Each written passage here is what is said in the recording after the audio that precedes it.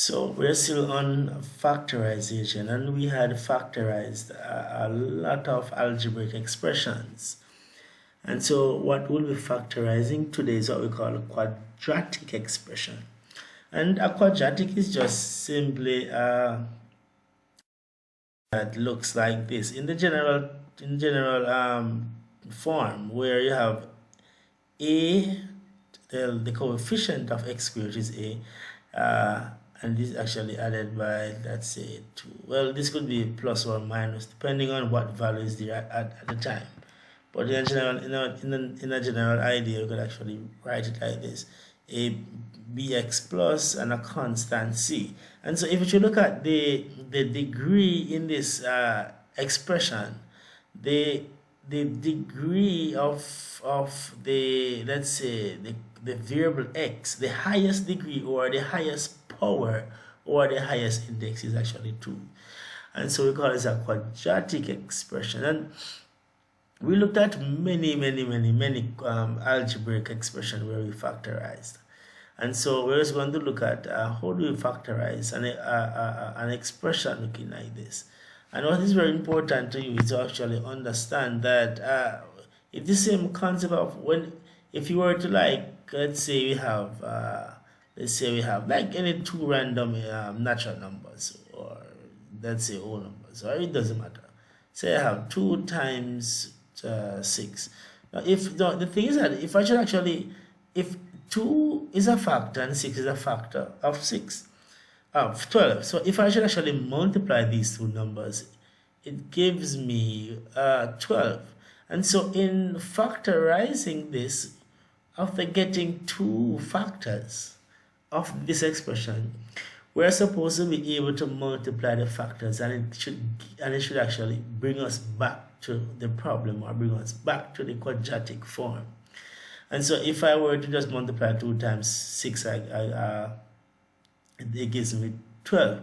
Or I could actually find factors of 12 that actually could actually could actually multiply 2 numbers of 12 that would actually give us back 12.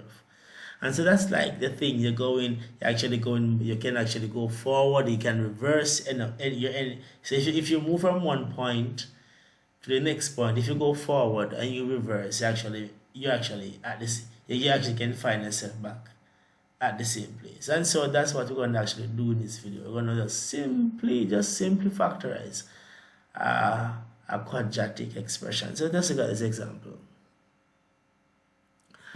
So say I have a quadratic expression looking like this. Say I have let's say I have x squared plus 5x plus 4.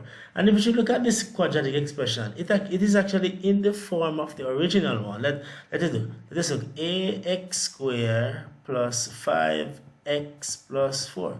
And if you should actually look at these, each term in the quadratic, you actually can see each representation coming out from, let me write there. I'm actually writing the terms that are in the first expression. Now, if you should look at this, if you should actually compare it, the general form or the general concept of the representation of the quadratic expression, we're actually seeing everything coming out. So you're saying, so let me use a different color. Let's say, so this is actually this. And, well, maybe you're not seeing a visible coefficient of x squared, but it is a 1. So when you see a coefficient, once you see a variable, like any variable, you have x, you have b, you have c, well, each of these variables has a coefficient of 1. And so because you're not seeing a number, well, if a number is not greater than 1, or it is not, that's greater than 1, well, you not see. And it can also be less than 1, which if it's a negative 1, you would see a negative there. So it all depends on what the number is. But whenever you see a variable by itself, well, it has a coefficient of 1. And so in this case, this a will actually represent 1 here, and this x squared will actually be this x squared. Now this b will actually be the 5, and you see it is actually in respect derivative of this x, and this constant c is actually 4. And so we can actually see the model of the quadratic expression coming on. And that is what we always want to have. And so let's go and try to factorize it. So indeed, this is a quadratic expression, and so we're going to factorize it. Now, one of the methods that you can use to factorize quadratic expressions is a method that is actually used, as you call the AC method. This is an AC method. And what do we mean by AC method? Well, the AC method, if we should go back to let's go back to the general formula. Well, not formula, but the representation of a quadratic. Now, if you should look, this is the A and this is the C. I could actually multiply A times C. And when I get the product of these two terms, let's say terms, I will actually find factors of all of that product. And when we get the factors of that product, what we're going to do is to take any two pair of the factors. When we multiply those numbers, which are considered to be the pair, it must give us back the AC as a product. And we should actually rearrange these two numbers in such a way that it actually, when you add them, you get the middle term. And it should be in terms of x. So let us look at it. Probably if I am actually do the example, you actually see.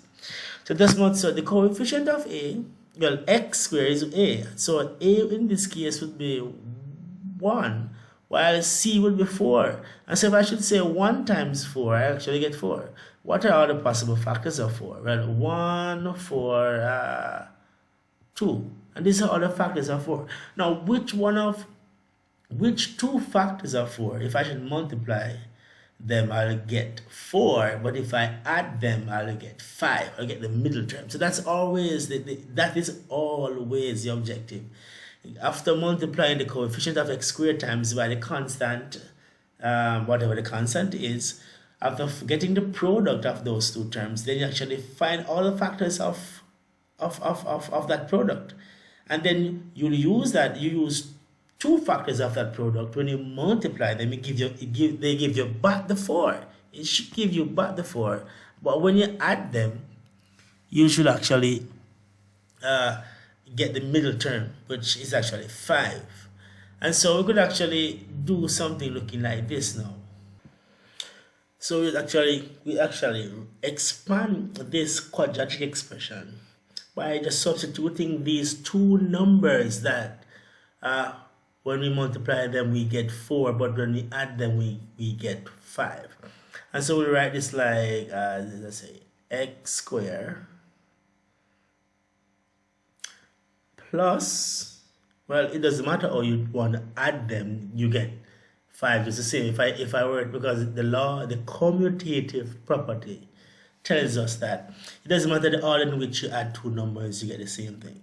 So if I want to put the 4 first, let's put the 4 first. Even if I want to put the 1 first. Now, we must write it in terms of x, because if we add 4 plus 1, that gives us just 5.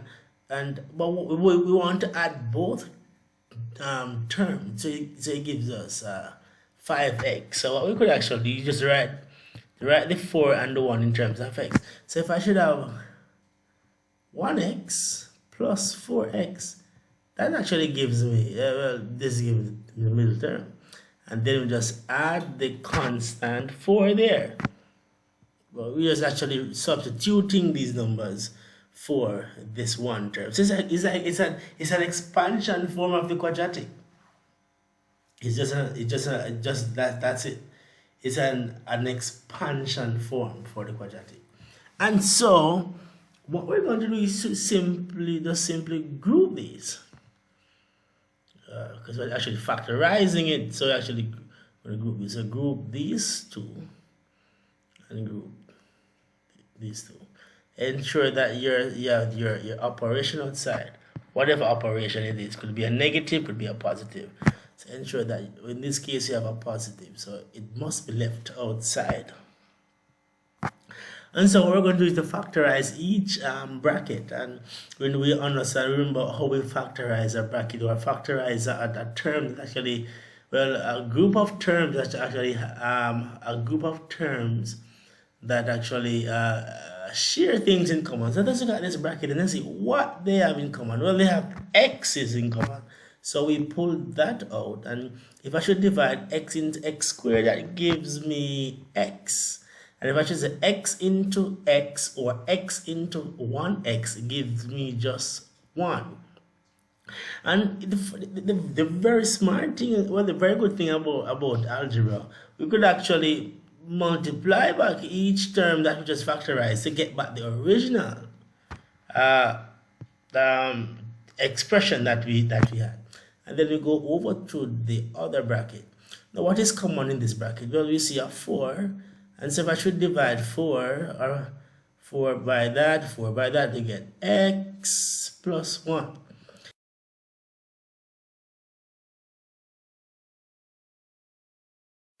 If you should look at these brackets, they are identical.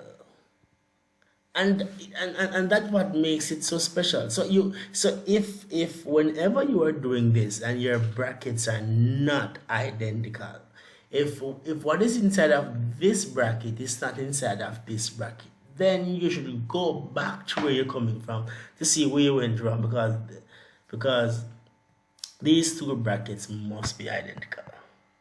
And so let's go. Now, since we have two identical brackets, what we can simply do is to group the terms that are outside. So the x is outside and is positive 4. So we group x plus 4, and then we take any one of the brackets, and that's it. That's it. And there's a very short way to actually factorize this. But the thing is this now, we can actually prove if this is true. Remember when we were actually factorizing, just in a term, even when we were actually factorizing what was the difference of 2 square, when we factorize it, we could actually go back, we could actually expand the answer, or work out the answer. Well, the answer that we got, we could actually go back to the problem, and the problem to the solution. And so we could actually do this just to prove that our factorization is correct. So we could actually prove it. We could actually multiply these two brackets, and that makes it a factor, because when we were actually multiplying 2 times 6, it gives us 12. Or we could say, what are the factors of 6? 3, 4. Is 2 is a factor? Yes. Is 6 is a factor? Yes. And so on. So you could actually see when we multiply two terms or two numbers, it just gives us a product. And from the product, we could actually see, well, what are the factors of these products? Definitely the two terms that you multiply is a factor. And so if we were to multiply these brackets, when we actually simplify it after multiplying, then it is actually, well, it proves that these two brackets are these terms in these two terms that are inside of the brackets are actually factors of this quadratic expression. It's actually factors of this quadratic expression. The x squared plus 5x plus 4. And so let's go to prove it. Let's prove, because we love to prove things in mathematics to show the logics of everything. And so let's go. Let me just erase this and let's prove these brackets. Say if we will get back the same thing or the same quadratic expression that we just factorized. And so let's go. So if I should say, let's use a different color. Let's say x squared, the x times x, and then we say x times 1. So x times x gives us x squared, x times 1 gives us x. Or you could say 1x, it doesn't matter. And because the 1 is understood, so we don't have to write. We understand that there is a 1 there, because 1 times x gives us back x. We don't need to write 1x, because 1x is just 1x. And so we don't have to write it back. If we had like 2 times x, then we'd actually write 2x. And so if the coefficient is actually 1, we don't have to write it back. What some persons write it back, it doesn't matter. It doesn't it doesn't create a big scene. And so we could actually just write x. We could write 1x if we wanted. And so let's actually go to the other one. So we're actually doing the distributive property. And so we say 4 times the x and 4 times 1. So 4 times x gives us 4x. 4 times 1 gives us 4. And you can say, hey, we could actually see these two terms are like terms that which actually add them to give us back, right? So we're actually factorizing and grouping. We don't have any other thing to group but these two terms because they share the same variable. And so let's go. So we say plus 1x plus 4x's gives us 5x's plus 4. And here we go. It is actually the same thing that we had in the beginning. Here you go. There you go. With this 1 being the coefficient of x squared and all that. And so let's look at another example. Or before we go to another example, we could actually look at this in a different. We could actually, there's a shortcut that we could actually do this thing. So this actually work going up.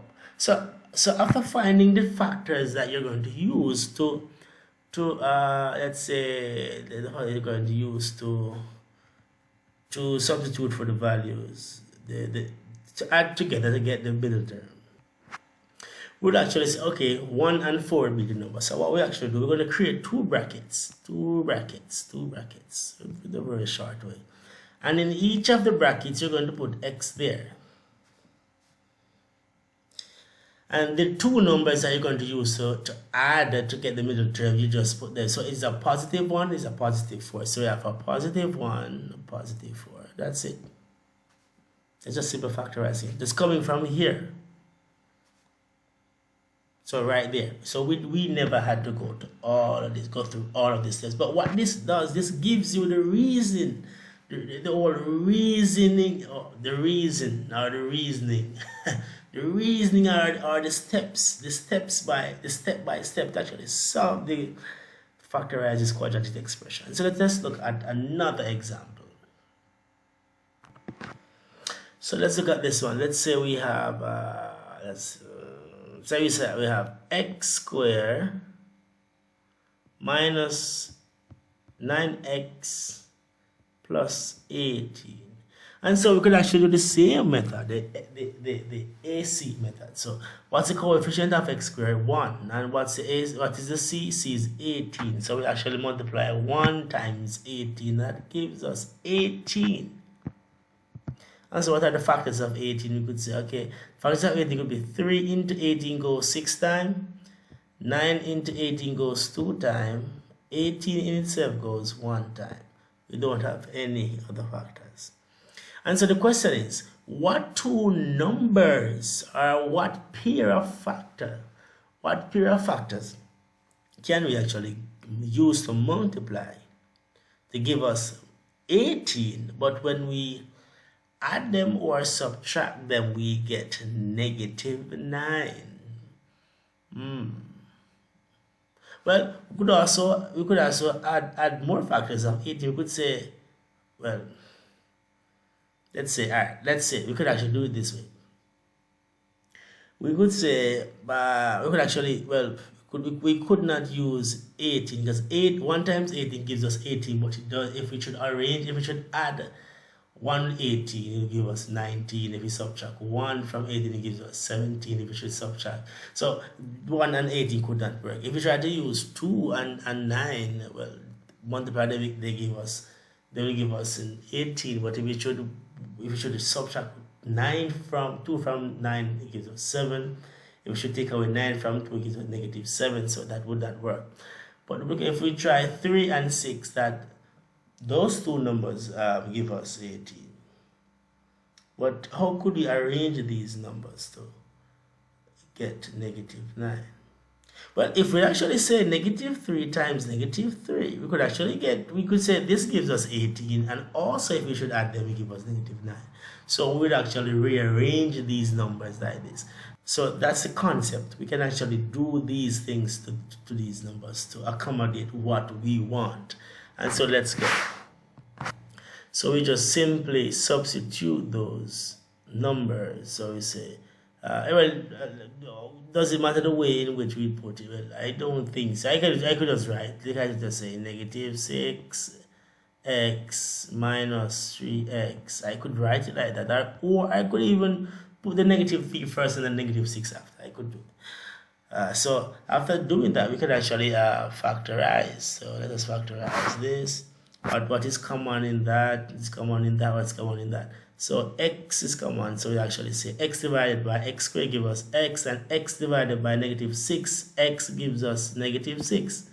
And we do the same thing. What we can pull out from here, we can pull 3. So 3 into 3 goes x time, and we say negative 3 into positive 18 gives us negative 6. And look, our brackets are identical. And so that's what we want. So just group the ones that are outside of the bracket. We put them in one bracket. We actually group these.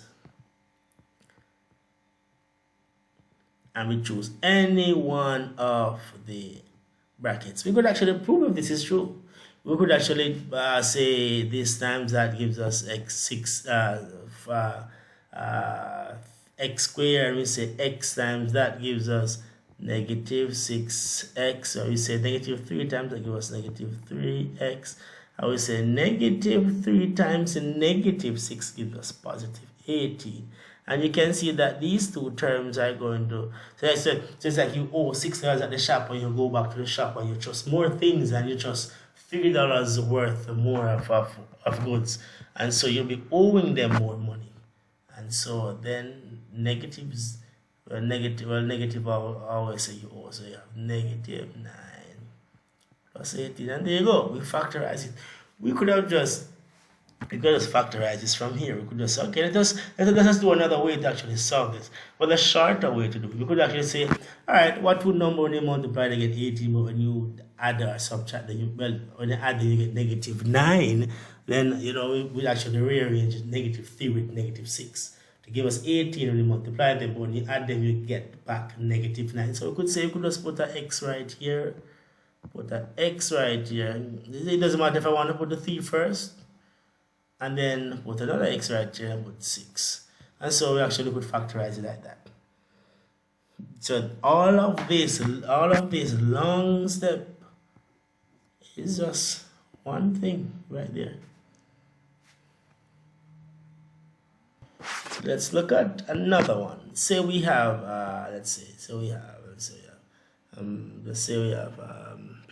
say 10x squared minus 26x minus, let's say, positive 12.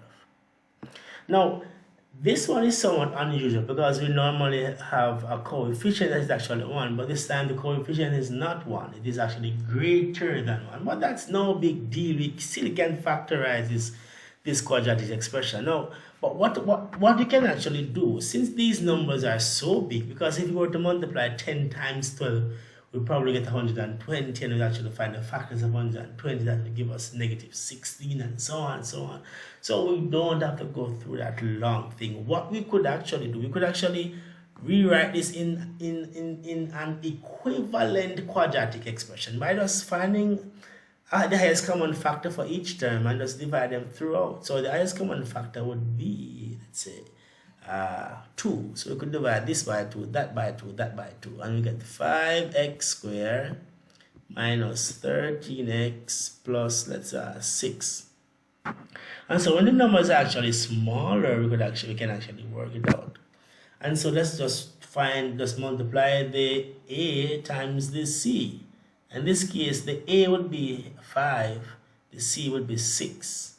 And so when you multiply 6 times 5, that gives us 30. What are all the factors? So when you do factors and we multiply them, they give us 30, but when we add them, they will give us negative 13. So let's find out the factors. So we can say all the factors of 30, we'd say 1 into 30 goes 30 times, 2 into 30 goes 15 times, 3 into 30 goes 10 times, And we say, what is already now? It's 5 into 30 goes 6 times. And we could actually, well, I think that's all the factors I'm assuming. So we could look at all the two numbers that when you multiply them, you give. It gives you 30, but when you add them, you give a negative 13. And so we should actually look at all the pairs. We could look at 1 and 13. That won't work. 2 and 70, 2 and 15, that won't work. 5 and that won't work. But this will work. Because you can actually multiply 3 times 10 gives us 30. And we could actually change these positive numbers to negative, and that will still give us 30. If we should multiply negative 3 times negative 10, that will still give us 30. And so we could actually rewrite this now. This quadratic expression by substituting these factors of 30 in such a very special way. So let's go. Let me just erase this thing. Where is my eraser? Okay. That's fine. Get rid of this. Get some more space so we can actually see things a bit clearer and less confusion. So let's go. So actually let me change the color of my mark. So right, 5x squared minus, let's say, what is that now? Let's say now in this case I would have to be careful. Well, I could actually, if I put the 3 here, well, it wouldn't make any difference, any big difference, because you will actually end up with the same fraction, the same brackets. So, but sometimes you can actually arrange these numbers. You could rewrite them in such a way that you can actually put a number beside another term that you can factorize with. And so 10 would be good to factorize with 5, while 3 would be good to factorize with 6. And so if you should add them, you actually get negative 13. I could have put the 3x right here, the negative 3x, and put the 10 right there. We could actually factor these things. And so we don't have to do that. We could do it either way, it doesn't matter. And so let us factorize what is inside of this. So if I should group that and group this, what is common? Well, 5x is common in this. And if I should divide this by 5x, I get x. If I were to multiply, I'll get back 5x squared. If I divide 5x into negative 10x, that gives me, let's say, what's that? Negative 2. If I were to multiply, I'll get back negative 10x. What can I factor from this? I could actually factorize. What can I factor from this? 3. Let's see. I can factor 3 from this. And so if I say negative 3 into negative 3x, that gives me x. Negative 3 into positive 6 gives me negative 2. And there you go. There you go. Factorize the group. What is outside of the bracket? What's that? Negative 3. And we take any one of the brackets. And that's simply. Now, these are the factors of this quadratic expression. And so there you go. Using the AC method.